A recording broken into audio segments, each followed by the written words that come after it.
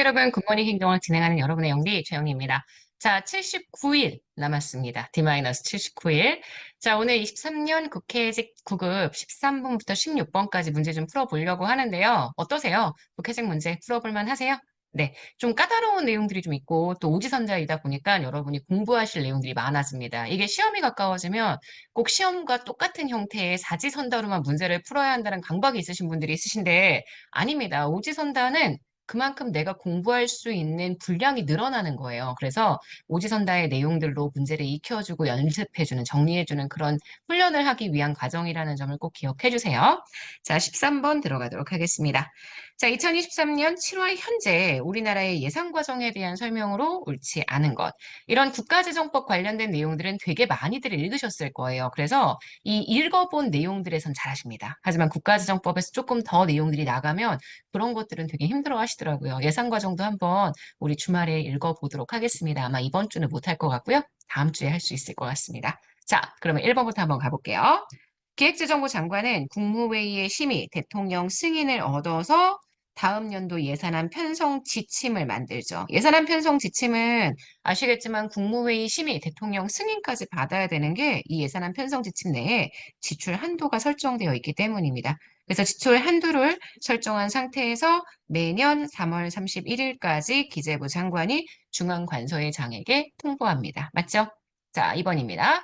중앙관서회장은 소관 부처에 그러니까 예산 요구서를 제출을 해야 되잖아요. 그 예산 요구서에 들어가는 게 뭐였냐면 일단 제일 메인이 되는 게 세입 세출 예산, 그다음 계속비, 명시이월비, 국고 채무 부담 행위에 대한 요구서까지 여기에 나중에 총칙을 기재부 장관이 또 만들죠. 그래서 요걸 5월 31일까지 기획재정부 장관에게 제출.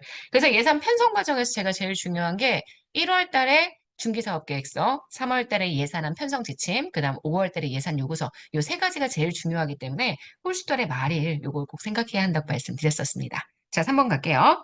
국가재정법에 의하면 정부는 회계연도 개시 120일 전까지 헌법하고 국가재정법 기준이 다르기 때문에 제가 반드시 국가재정법이라는 기준을 꼭 찾아보시라고 말씀을 드렸습니다. 정부 예산안을 국회에 지출하는 시점이다라고 얘기할 수 있고요. 기획재정부 장관은 국가 결산 보고서를 종합해서 감사원에 제출을 해야죠. 감사원에 다음 연도 4월 10일까지 제출을 하게 됩니다. 4월 10일까지 감사원에 국가 결산 보고서를 제출하면 감사원은 국가 결산 보고서를 검사해서 다시 5월 20일까지 기재부로 송부를 하고요. 자, 그러면 기재부는 5월 31일까지, 말일까지, 다음 연도 5월 말일까지 국회에 제출을 하기 때문에 지금 보시는 6월 30일이 아니라 5월 31일이 되어야 한다. 이렇게 보실 수 있습니다. 지금 보시는 여기까지는 편성 내용이고요. 여기는 결산 내용입니다. 그래서 내용이 좀 다르다는 것도 알고 계셔야 해요. 자, 14번 갑니다. 우리나라 공무원 단체. 이런 문제 굉장히 좋죠. 우리나라 공무원 단체라고 얘기하면 공무원 노동조합과 공무원 직장협의회가 있는데요. 이 두 가지의 단체 모두 21년도에 각각 개정이 이루어졌기 때문에 요거에 관련된 법들이 그 법들도 꼭 읽어보셔야 합니다. 1번부터 갈게요. 행정기관의 조직 정원의 관리에 관한 업무를 담당하는 공무원, 조직이나 정원 관리하고 있는 공무원이라고 한다면 노조의 가입 대상이 되지 않습니다. 맞는 선지고요. 공무원의 승진, 전보 이런 것들은 아시겠지만 한 공무원의 개별적인 인사고과에 관련된 내용들이기 때문에 요거는 교섭의 대상이 될 수 없습니다. 교원으로 임용되어 근무했던 사람으로서 노동조합 규약으로 정하는 사람은 노동조합에 실제 가입할 수 있습니다. 요건 제가요, 법령 내용들을 하나하나 다 해설지에 실어놨기 때문에 해설 내용 꼭 한번 참고해 주세요. 국가와 지방자치단체는 공무원이 전임자임을 이유로 승급이나 또는 그 밖의 신분과 관련한 불리한 처우를 해서는 안 됩니다. 왜 노동조합 전임자 활동하는 공무원들 있잖아요. 그들이 전임자 활동을 하고 있기 때문에 인사상의 불리한 처분을 하면 안 된다. 이런 얘기고요. 그다음 5번째, 경찰 공무원, 공무원 직장협의회 가입이 가능합니다. 경찰 공무원 같은 경우는 공무원 노조에 가입하는 건 불가한데요. 직장협의회에는 가입할 수 있습니다. 그래서 직장협의회 가입 가능, 소방공무원, 이건 노조법 개정이 되면서 노조에도 가입이 가능하고요. 직장협의회 역시 가입이 가능합니다. 그래서 가입할 수 없다. 이거 틀린 선지가 되죠. 경찰 공무원과 소방관 공무원은 모두 다 직장 협의회에 가입이 가능하고요. 노조 가입은 경찰 공무원의 경우에는 불가하지만 소방 공무원에게 가능합니다. 사실 이 문제는요. 지금 보시는 여기 1번부터 4번까지 선지는 뭐 그렇게 매력 있는 선지가 아닌데 요 5번 요거의 내용이 워낙 중요해서요. 요거 보자고 제가 정리했던 문제였으니까 여러분이 5번 내용 잘 읽어봐 주시고 기왕 이거 하면서 저희 공무원 단체에 관련된 관련된 법령도 한번 읽어볼 거거든요. 그 법령도 한번 정리해 주시면 좋을 것 같습니다. 자, 14번 문제의 정답은 5번입니다. 15번 갈게요. 자, 윌슨에 대한 설명으로 옳지 않은 것. 네, 윌슨님 나오셨습니다. 그죠? 자, 이런 문제는 꼭 맞아주셔야 합니다. 정권이 바뀜에 따라 공무원이 교체되는 역관제의 폐해를 지적했고요. 행정학 연구의 목적은 정부가 무엇을 성공적으로 할 수 있으며 그 일을 어떻게 하는 것이 가장 효율적으로 할 수 있는 일이냐. 정치랑 행정을 분리하죠. 그래서 행정이 정말 사실 집행의 역할을 하는 게 제일 좋다, 제일 바람직하다. 그래서 여기에 경영학 기법들을 좀 도입하자. 이게 윌슨의 연구의 목적이었기 때문에 행정학 연구의 목적은 정부가 무엇을 할 수 있느냐.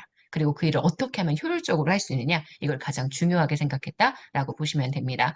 정부의 일이 복잡해짐에 따라 행정 영역에 있어서 정당 정치를 배제해야 한다라고 생각을 했죠. 그래서 지금 보시는 3번 틀렸습니다. 정당 정치의 적극적 개입은 오히려 역관제의 특징이고요. 이 폐를 지적하며 정당 정치가 행정에 영향을 주지 않도록 만들어주는 걸 굉장히 중요하게 생각했습니다. 4번입니다. 19세기 말에 행정의 연구, The Study of Administration이라는 논문 발표하죠. 이게 행정학의 최초 논문이고요. 그래서 행정학 발전에 기여했죠. 행정을 관리와 경영의 영역, 그래서 전문적, 기술적 영역으로 규정을 했습니다. 맞습니다. 문제의 정답 되는 건 3번입니다. 자, 16번 갈게요. 자, 우리나라 지방자치에 대한 설명으로 옳지 않은 것. 이번에도 여러분 국가직에서 지방자치 문제 보셨죠? 지방자치는 정말 하나하나가 다 다른 내용의 선지들이기 때문에 내용 자체의 OX 정말 잘 알고 계셔야 합니다. 단체 위임은 아시겠지만 중앙과 지방의 이해관계가 함께 있는 사무입니다. 그래서 시, 군의 재해고, 도의 국도 유지, 보수 이런 것들에 관련된 사무가 들어갑니다. 단체 유지, 죄송해요. 단체 위임, 기관임, 그리고 자치사무 이 세 가지의 사무는 꼭 유형별로 구분을 좀 해주실 수 있어야 합니다. 자, 그래서 1번 요거 맞는 선지고요. 2번 주민 소송을 제기하려면 먼저 감사 청구가 이루어져야 합니다. 주민 감사 청구를 전심 절차로 하고 감사 청구를 통해 재무상의 위법 행위를 확인했었을 때 주민 소송을 제기할 수 있습니다. 지방자치단체는 조례로는 지방세를 부과할 수가 없고요. 조세 법률주의에 따라 지방세 역시 법률로 그 내용이 나와 있어야 합니다. 일정한 요건을 갖춘 외국인은 주민 소환 투표권, 주민 자치에 참여할 수 있는 권한들이 나타나고요. 지방의회에 청원을 할 때에는 지방의회 의원의 소개를 통해 청원서를 제출해야 합니다. 사실 청원에 관련된 내용은 우리 인사혁신처의 일반행정직 9급이나 7급 문제에서는 거의 안 나오고요. 대부분 7급의 지방자치론에서 언급되는 내용인데 이번에 문제에 요 국회직에서 나왔습니다. 지방의회에 청원을 할 수 있는데 그때 청원서를 제출하려면 지방의회의 소개를 받아야 한다는 내용이 지방자치법에 있어요. 그래서 그 내용도 마찬가지로 법령으로 한번 읽어봐 주시면 좋겠습니다. 자, 문제 정답이 되는 건 3번입니다.